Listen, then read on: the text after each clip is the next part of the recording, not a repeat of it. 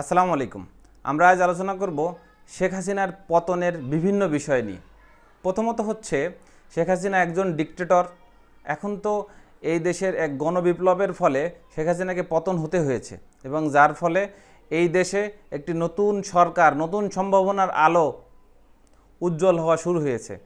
আমরা আগামীর একটি বাংলাদেশ খুব সুন্দর পাবো বলে আশা করছি। আমরা একটু আলোচনা করব শেখ হাসিনার হ্যাবিট এবং তার পরিণতি নিয়ে। প্রথমত, শেখ হাসিনা একজন ডিক্টেটর ছিলেন এবং শেখ হাসিনা মানুষের উপর এত বেশি জুলুম নির্যাতন করেছেন, মানুষের ঘৃণা এবং মানুষের অভিশাপ নিয়ে তার আজ এই পরিণতি।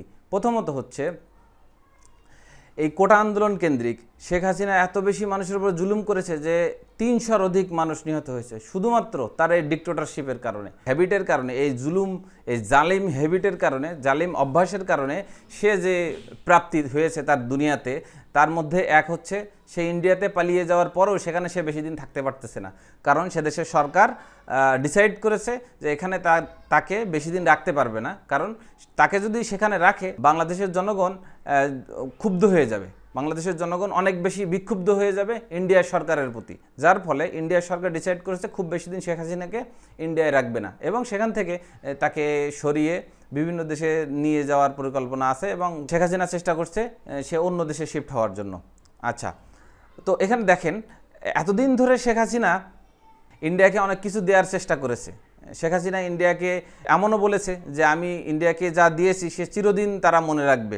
এখন তার অবস্থা হচ্ছে এমন, সে দিয়ে ইন্ডিয়াতে গেছে কিন্তু ইন্ডিয়ান সরকার তাকে রাখতে চাচ্ছে না বেশি দিন, তো তাহলে দিয়ে তো লাভ হলো না। সো জালিম যে হয়, যে হচ্ছে মানুষের উপর অত্যাচার করে, তার পরিণতি এরকমই হয়। আচ্ছা, দুই হচ্ছে তার যে সংগঠন, মানে বাংলাদেশ আওয়ামী লীগ, বাংলাদেশ আওয়ামী লীগ একরকম নিশ্চিহ্ন হয়ে গেছে। বাংলাদেশে যারা এই আওয়ামী লীগের নেতাকর্মী ছিল এবং যারা এটার সাথে জড়িত ছিল তারা কিন্তু শেখ হাসিনাকে মুনাফিক হিসেবে স্বীকৃতি দিচ্ছে, খুবই স্বাভাবিকভাবে। আচ্ছা, তৃতীয়ত তার একটা বলয় তৈরি হয়েছিল, প্রশাসন, পুলিশ এবং আনুষঙ্গিক বিচার বিভাগ, একটা শেখ হাসিনার একটা বিশাল প্রভাবের কারণে পুরো একটা রেজিম তৈরি হয়েছিল।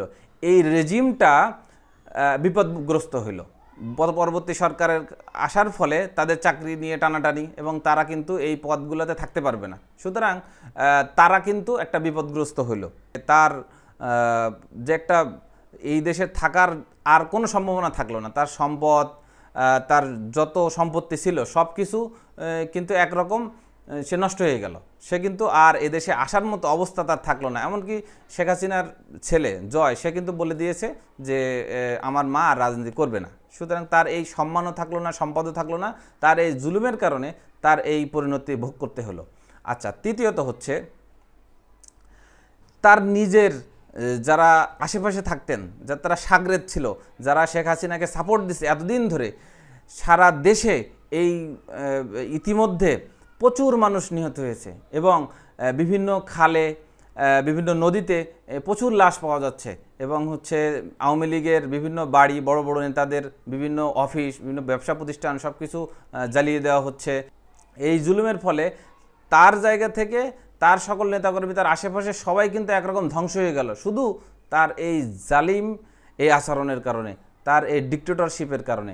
নাম্বার 2 আসি। নাম্বার 2 হচ্ছে শেখ হাসিনার আশেপাশে যারা ছিলেন তাদের পক্ষ থেকে কেমন হলো, তারা শেখ হাসিনাকে সাপোর্ট দিয়েছে এবং শেখ হাসিনাকে সাপোর্ট দেওয়ার ফলে তাদের অভ্যাস ছিল যে তারা শেখ হাসিনাকে সাপোর্ট দেবে এবং ডিক্টেটরশিপের সাথে তারা চলবে। তারাও বেনিফিশিয়ারি ছিল, তারা কিন্তু অন্যায়ভাবে এই বেনিফিশিয়ারি তারা হয়েছে।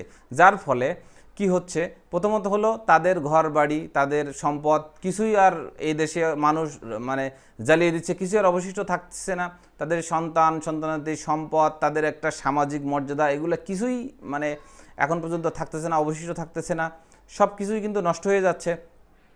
এবং এক পর্যায়ে গিয়ে তাদের দেশ থেকে পালাইতে তারা বাধ্য হচ্ছে, যেমন হারুন, ডিবির হারুন, তারপরে আছে যত এমপি, যত মন্ত্রী ছিল, পলক ধরা খেয়েছে অলরেডি, যত মন্ত্রী, যত এমপি ছিল সবাইকে পালাতে হচ্ছে। সো আমরা ওভারঅল যদি দেখি যে জালেম এবং জালেমকে যারা সাপোর্ট দিয়েছে উভয়ে কিন্তু একই পরিণতি হলো। সুতরাং আমরা এই শেখ হাসিনার এই পতনের মধ্য দিয়ে আমরা এতটুকু বুঝতে পারি যে আমাদের কখনোই একজন জালিমকে সাপোর্ট করা উচিত না এবং নিজে তো অবশ্যই জালিম হওয়া উচিতই না।